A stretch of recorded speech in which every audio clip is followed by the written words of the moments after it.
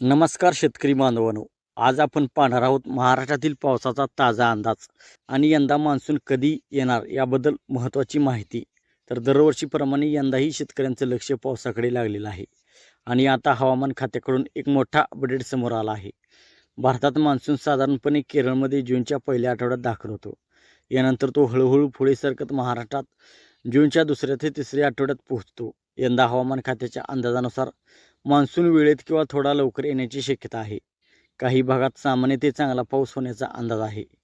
तर विदर्भ आणि मराठवाड्यात सुरुवातीला हलका पाऊस येऊ शकतो.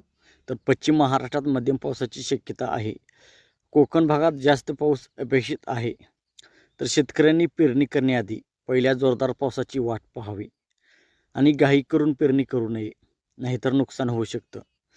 बियाणे आणि खताची तयारी ठेवावी. पावसाच्या अंदाजावर कायम लक्ष ठेवावे.